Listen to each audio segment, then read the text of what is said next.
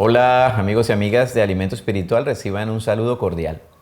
Hoy vamos a estudiar un tema bien interesante que está relacionado con la vergüenza y el arrepentimiento. Cuando yo cometo un error, cometo una falta, ofendo a alguien, peco, ofendo a Dios, hay dos cosas que pueden ocurrir en mi vida. Una es que sienta vergüenza de lo que hice y esa vergüenza traiga culpa a mi vida y ahí me quedo en un ciclo del cual no salgo fácilmente. Me avergüenzo, me culpo y no salgo porque lo vivo recordando de manera continua. La otra reacción ante esto es que yo me arrepienta de haber hecho algo que entristeció al Espíritu de Dios, que generó consecuencias en mi vida, en la vida de las personas que me rodean, en los seres queridos, y ese arrepentimiento me lleve a un cambio de actitud. Son dos cosas distintas que puedo vivir a partir de la misma circunstancia. Vergüenza y culpa o arrepentimiento y cambio de actitud. Y vamos a estudiar a la luz de la Biblia cómo fue este concepto vivido a través de la vida del rey David en alguna de las circunstancias que vamos a encontrar en el libro de Segunda de Samuel, capítulo 11 y capítulo 12. Estos dos capítulos de Segunda de Samuel narran un acontecimiento que es muy conocido en la vida del rey David, y es el adulterio de David con Betsabé y la muerte del esposo de Betsabé a manos de David. Ya lo vamos a explicar un poco más adelante, a manos del ejército de David. Hay algo bien interesante aquí, y es que la Biblia narra los acontecimientos de los hombres de Dios sin filtro, sin quitar ni poner, y tal y como ocurrieron, y detallando con mucha precisión los errores y los problemas que ellos tuvieron. Entonces dice que era una época de guerra. David era un rey guerrero en el cual en cuyo periodo de gobierno se expandió el reino de Israel como en ninguna otra época del pueblo israelí. Dice que era la primavera y correspondía salir a la guerra. David como rey tenía que salir a la guerra dirigiendo los ejércitos del pueblo de Israel, y él toma una decisión, y es no salir a la guerra y delegarle la tarea de dirigir el ejército al general que se llamaba Joab. Quiere decir que David delegó lo indelegable, delegó algo que no podía delegar. Él era el rey, él tenía que salir a la guerra con su ejército. Aquí viene una pregunta: ¿qué estamos delegando nosotros que es indelegable? ¿Será que estoy delegando lo espiritual porque no tengo tiempo, por mi trabajo, por mi estudio, por mis ocupaciones? Yo no puedo delegar mi crecimiento espiritual, no puedo delegar mi alimento espiritual, no puedo delegar mi relación con Dios a alguien más, no puedo depender que alguien más ore por mí, no puedo quedarme solamente con quizás asistir a una reunión una vez por semana a la iglesia y el resto de semana me olvido que Dios existe y que necesito un alimento espiritual. Entonces David delega lo indelegable. Dice que se queda en su casa, se queda de hecho durmiendo, tomando la siesta, y dice Segunda de Samuel, en el capítulo 11, que se levanta en la tarde después de dormir la siesta y sale a la ventana y ve la vecina desnuda que se está bañando y la desea en su corazón. La manda a traer y se acuesta con ella. Ella se llamaba Betsabé y estaba casada con Urías, que era un guerrero del ejército que dirigía Joab, quien era el general de las fuerzas militares israelíes. Entonces, después de este acontecimiento, esta mujer queda embarazada y le notifica a David que queda en embarazo, y él obviamente se idea un plan, y el plan básicamente es llamar a Urías, que estaba en el frente de batalla, para que venga a la casa, se acueste con su mujer y se tapa la historia, porque obviamente quedaba que ese hijo del adulterio era del esposo de aquella mujer. Este hombre se niega a ir a estar con su mujer porque está trabajando, porque está luchando, porque está peleando, y dice: yo no me voy a acostar con mi mujer porque es tiempo de guerra, es tiempo de estar en la batalla. Entonces David urde un plan B, y el plan B es darle la orden al general del ejército que pongan a Urías en el frente de la batalla y se alejen de él para que muera a manos, obviamente, del ejército enemigo. Y así ocurre. El tipo muere, lo mata el ejército enemigo, La mujer pasa un tiempo de duelo, de luto por la muerte de su marido, y David la manda a traer como una de sus mujeres. La Biblia dice que esto le disgustó a Dios, le desagradó a Dios lo que él hizo. Entonces, Dios envía al profeta Natán a hablar con David. En aquella época, los profetas hablaban lo que Dios les decía y le llevaban los mensajes a las personas a las cuales Dios les quería transmitir algún tipo de instrucción o de enseñanza o alguna profecía. Entonces el profeta Natán encara a David y le cuenta una historia diciéndole que había un hombre rico que tenía múltiples ganados, múltiples ovejas, y tenía de vecino a otro que tenía una ovejita que la había cuidado y la había comprado y que comía con él en su casa, con su familia. Y este hombre rico alguna vez tenía una fiesta, un invitado, y en lugar de tomar de las ovejas que él tenía, que eran múltiples, toma la ovejita de este hombre que era pobre, que tenía una sola ovejita, la mata y se la comen. Entonces se indigna David y dice que ese hombre que hizo eso es digno de muerte. Y el profeta Natán le dice, ¿eres tú el que hiciste eso al haber tomado a Betsabé, la mujer de Urías, y al haberle dado muerte con la espada del ejército enemigo? Entonces hay algo interesantísimo que ocurre aquí y está en 2 de Samuel 12, 13, y es que David de inmediato dice, he pecado contra el Señor.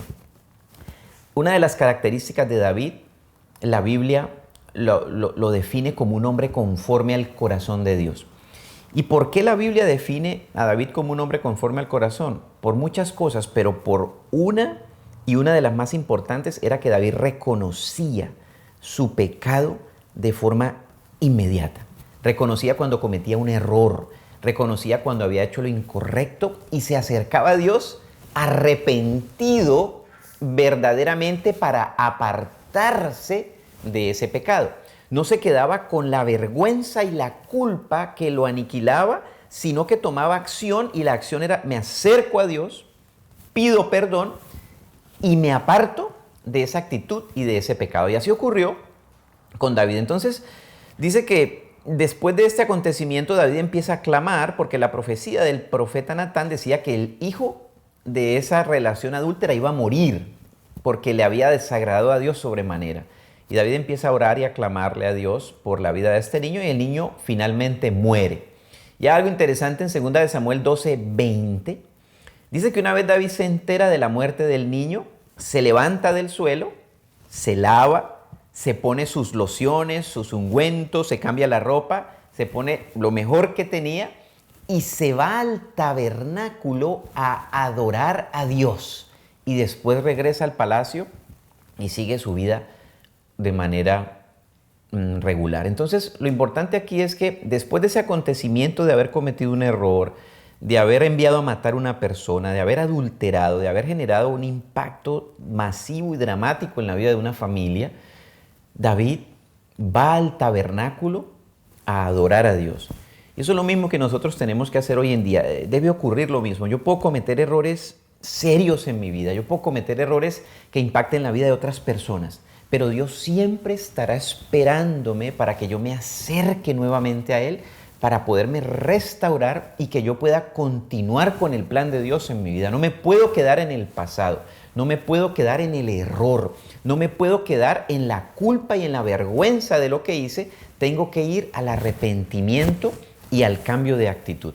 Y lo hermoso de todo esto y lo fascinante de la Biblia es que este acontecimiento, que era en verdad tremendo, hubo muerte, hubo adulterio, hubo una cantidad de cosas que son quizás un antitestimonio a la luz de lo que Dios quería que David hiciera, se volvieron y se convirtieron en un salmo que cantaban y que usaban para adorar y bendecir en nombre del Señor. Entonces, las dificultades que yo tengo en mi vida, los errores que cometo, lo que el enemigo hace en mi vida cuando me hace desviar del camino de Dios, yo le tengo que dar la vuelta y volverlo un testimonio, volverlo algo que me lleva a mí a la adoración, a buscar a Dios, a acercarme a la presencia de Dios. Y este es el Salmo 51. Y es interesante porque en el encabezado del Salmo 51 dice, para el director del coro, Salmo de David. Entonces, yo no sé, yo me río porque imagínese que usted llegue hoy en día a su pastor y le diga, pastor, resulta que compuse un salmo. Resulta que adulteré, mandé a matar a una persona y compuse un salmo y quisiera que lo cante la orquesta de la iglesia. Pues el pastor le hace, ¿qué te está pasando, no? Y se me hace gracioso porque eso fue lo que ocurrió. David llevó su desgracia, su error, su pecado a la presencia del Señor y quedó para testimonio de nosotros de cómo un corazón arrepentido puede todavía continuar adorando al Señor. Entonces, en el Salmo 51, en el versículo 1, David se acerca y le dice, Señor, ten misericordia de mí, porque yo sé que tu amor es inagotable. Y cuando usted y yo cometamos un error, quizás un error como el que cometió David, o peor, no importa, lo que me lleva a mí a acercarme a Dios es que su amor es inagotable y que Dios tiene gran compasión y que el Señor borra mis pecados, porque eso es lo que dice en el versículo 1. Dice, a causa de tu gran compasión, borra la mancha de mi pecado. David se acerca confesando un pecado. Si usted y yo hemos cometido pecados delante de Dios, lo único que tenemos que hacer es acercarnos a confesar esos pecados delante del Señor, apropiarnos del perdón que viene a través de la muerte de Jesucristo en la cruz, del lavamiento por su sangre, porque Dios tiene un amor inagotable. Entonces David le clama en el versículo 2 que lo lave y lo purifique de sus pecados, porque él reconoce sus rebeliones. Y hay algo interesante en el versículo 3, dice, día y noche me persiguen. Mire, cuando yo he cometido un error, un pecado, he caído, hay algo y es que eso queda dando vueltas día y noche en nuestras vidas. A veces se vuelven pesadillas, a veces son cosas que no me dejan descansar y que no tengo paz, hasta que yo me arrepiento, confieso, me apropio del perdón de Dios, que por su gran amor y misericordia es infinito, y Él borra esa rebelión y ese pecado que yo he cometido. Y David continúa diciendo en el Salmo 51, en el verso 4, y hablándole de que él había pecado y que Dios tenía razón, y era cierto esa confrontación que él vivió con el profeta Natán y que era un juicio justo, porque Dios siempre hace justicia, Dios es un Dios justo. Y va un poco más atrás David y hace una reflexión de su pasado en el versículo 5 y dice, pues yo soy pecador de nacimiento, porque desde el momento en que nací soy pecador. Entonces quiere decir que David se reconocía como un hombre lleno de debilidades, lleno de oportunidades de mejora, lleno de cosas que tenía que transformar en su vida, y eventualmente a usted y a mí nos pasa lo mismo. Somos personas que en múltiples áreas de nuestra vida nosotros necesitamos una transformación, necesitamos renovar nuestra manera de pensar para poder renovar la manera de vivir. Tenemos quizás luchas en nuestra área sexual como las tenía David, que tenemos quizás luchas y dificultades en nuestra vida de pareja, en la manera como educamos a nuestros hijos. Y David simplemente expresa en este salmo desde su corazón qué sentía. Y eso es lo que nosotros hoy en día tenemos que practicar. Cuando yo caiga, cuando yo cometa un pecado, cuando yo cometa una falta, cuando tenga algo que me esté dando vueltas en la cabeza, yo tengo que acercarme a Dios, que es un Dios amoroso, y decirle, Señor, en estas áreas de mi vida necesito ser renovado, necesito ser transformado. Y dice que en el versículo 7, David le dice, Señor, purifícame de esos pecados y quedaré limpio. Lávame y quedaré más blanco que la nieve. Estaba pidiendo la intervención de Dios para poder sacar de su mente y de su corazón ese sentimiento que lo agobiaba y que lo golpeaba al haber cometido estos pecados en los que él vivió. Y el versículo 8 dice, devuélveme la alegría. Quiere decir que la había perdido. Pero cuando yo cometo esos errores y esas faltas, uno empieza a perder la alegría poco a poco. Uno se va oscureciendo, se va deprimiendo, se va angustiando. Y vienen todos estos sentimientos que aún quizás me llevan a alejarme de Dios. Entonces, si David estaba clamando en el versículo 8 del Salmo 51 que le fuese devuelta la alegría, que le fuese devuelto el gozo, nosotros hoy en día tenemos que renunciar a toda tristeza, a toda culpa y a toda vergüenza. ¿Y cómo se hace para renunciar a eso? Se tiene que decir audiblemente. Yo tengo que decir renuncio a la tristeza, renuncio a la culpa, Renuncio a la vergüenza, Señor, porque tú moriste por mí en la cruz y me apropio de tu perdón y de tu sangre y declaro que me es devuelto el gozo y que me es devuelta la alegría, porque lo que el Señor quiere es que nosotros vivamos una vida gozosa y una vida alegre y una vida con sentido, una vida con propósito, una vida donde hay un plan, donde Dios tiene para cada uno de nosotros un plan y que nosotros estamos caminando por ese plan. En el versículo 9, David le dice al Señor, no sigas mirando mis pecados y quita la mancha de mi culpa. Entonces, ¿a qué se refería David en el versículo 9? Que le quedó dando vueltas y se generó un sentimiento de culpa. El sentimiento de culpa no proviene de Dios. El sentimiento de culpa es un sentimiento del enemigo. Cuando estudiamos nosotros Zacarías capítulo 3 nos damos cuenta de que el enemigo es el acusador que intenta recordarme los errores que yo he cometido, intenta recordarme mi pasado, de dónde me sacó el Señor, de dónde vengo yo, para mantenerme allá y evitar que yo mire hacia adelante, hacia el plan de Dios, hacia lo que Dios quiere que yo haga, hacia la voluntad de Dios y hacia el propósito de Dios en mi vida. El versículo 10 es muy importante en este salmo y David le dice, Señor, crea en mí un corazón limpio y renueva un espíritu fiel, un espíritu recto dentro de mí. Dos cosas está pidiendo David. Crea un corazón limpio. Y la segunda, renueva un espíritu recto, un espíritu fiel dentro de mí. O sea que David estaba reconociendo que en su interior tenía que ocurrir algo que solo lo podía hacer Dios en su vida. Solo lo podía hacer el Espíritu Santo de Dios. Y es crear un corazón limpio.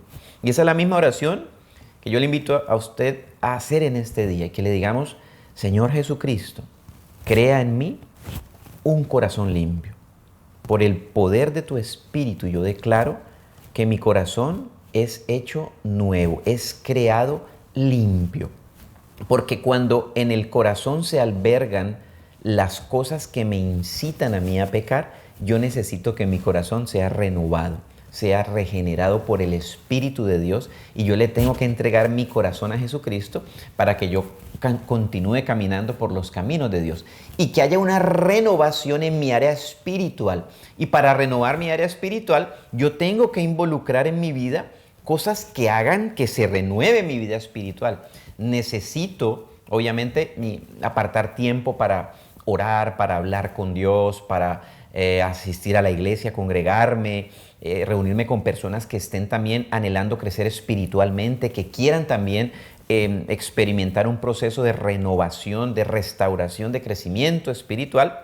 Y vuelve otra vez a decirle David al Señor en el versículo 11 que él anhela tener su Santo Espíritu, porque lo que hace la diferencia en nosotros, en nuestra vida espiritual, es la presencia del Espíritu Santo de Dios. Y la Biblia dice que ¿quién de nosotros, si nuestros hijos nos piden pan o nos piden comida o nos piden pescado, le vamos a dar una serpiente o un escorpión? Dice, ¿cuánto más nuestro Padre Celestial, si le pedimos el Espíritu Santo, nos lo dará? Entonces tenemos que anhelar el Espíritu de Dios. Tenemos que decirle, Señor, lléname de tu Espíritu, que tu Espíritu me enseñe a conocerte, que tu Espíritu me enseñe a entender tu palabra, que tu Espíritu me guíe a hacer lo recto, que tu Espíritu me capacite para hacer tu voluntad. Es el Espíritu de Dios el que habita en nosotros y es el que nos lleva a tener ese proceso de renovación en nuestra vida espiritual. El versículo 12 del Salmo 51 habla de la restauración, del gozo de la salvación y de la disposición para obedecer a Dios. Hay dos cosas bien importantes ahí, es que nosotros tenemos que tener un gozo de que Jesucristo murió por nosotros en la cruz y nos salvó y que nadie nos va a apartar de la salvación, que la salvación no nos la va a quitar nadie, ni los errores que cometamos, ni las dificultades que tengamos, ni quizás aquellos pecados que pueden estarnos dando vueltas y estar generando culpa en nuestro corazón y que haya una disposición para obedecer a Dios. Eso solamente lo puede generar el Espíritu Santo de Dios. Y en el versículo 13 hay algo muy relacionado con el propósito de Dios en la vida de David. David le dice al Señor en el Salmo, entonces enseñaré a los rebeldes tus caminos y ellos se volverán a ti.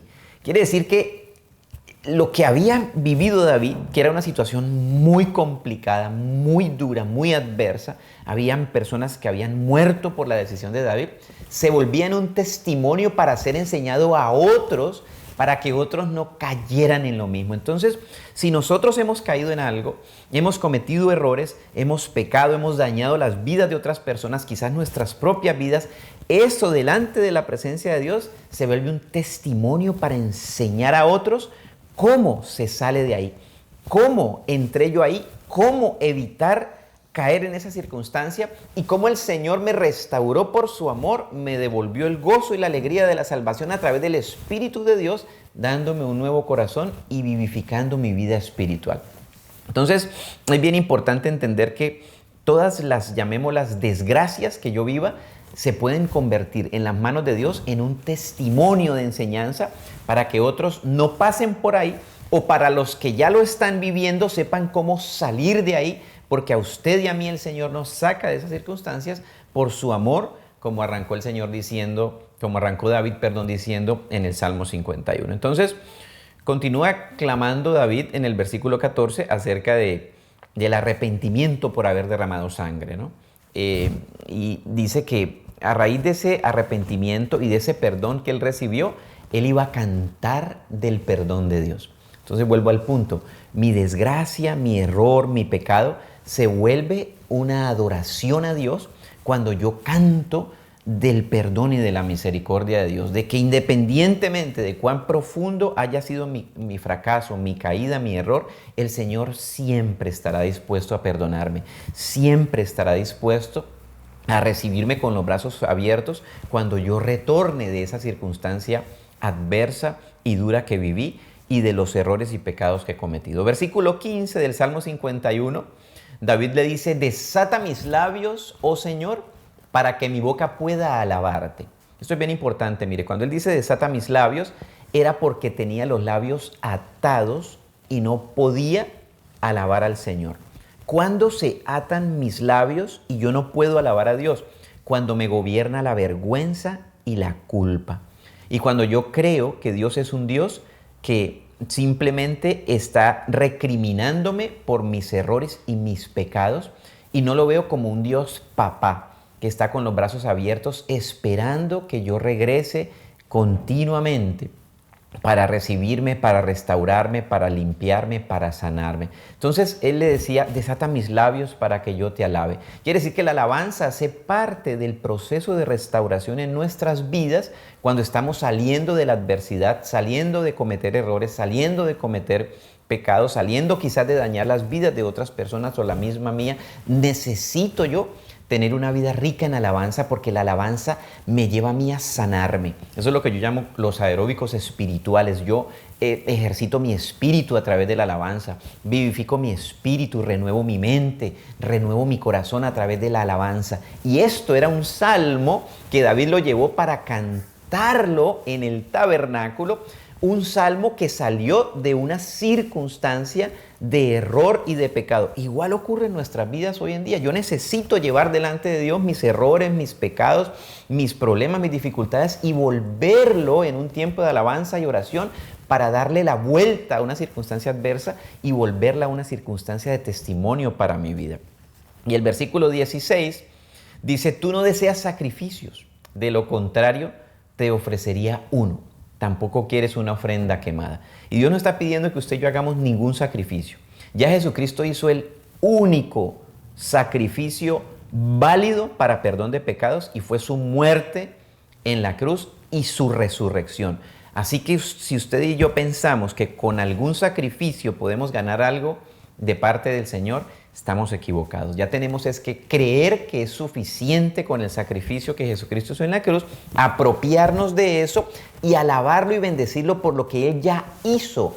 Ya consumado es, dijo Jesucristo en la cruz, ya hice la tarea, ya terminé la obra y nos queda a nosotros vivir de acuerdo con la voluntad de Dios a través del conocimiento de su palabra y con una vida de crecimiento continuo en la adoración a través de la alabanza. Quiere decir que nosotros necesitamos varios ingredientes en todo este ejercicio de haber caído, de pecar y de salir de esa circunstancia. Necesito confesar mis pecados delante de Dios, apropiarme del perdón de Dios, del amor de Dios. Necesito una renovación en mi corazón y en mi espíritu. Para eso necesito conocer la voluntad de Dios que está en su palabra y tener una vida rica de alabanza, rica en adoración, delante de la presencia del Señor. Y si nosotros vemos aquí este error de David, digamos, este pecado de David, ¿quién lo supo? Lo supo todo el mundo entero de la época, y todos los que rodeaban a David lo supieron. ¿Por qué? Porque el profeta Natán viene y habla con él, los que lo rodeaban se dieron cuenta, luego va al tabernáculo a donde todo el pueblo adoraba y alababa a Dios, a cantar un salmo de esa circunstancia. O sea, David no se avergonzaba de los errores que tenían, porque la vergüenza quedó atrás. La vergüenza yo la tengo que llevar a la cruz del Calvario. La vergüenza y la culpa murieron en la cruz del Calvario. Yo no la puedo cargar. Yo tengo que cargar de ahora en adelante la adoración y la alabanza en gratitud, porque el Señor Jesucristo llevó mi culpa, mi vergüenza, mi pecado, mi maldad, mis errores.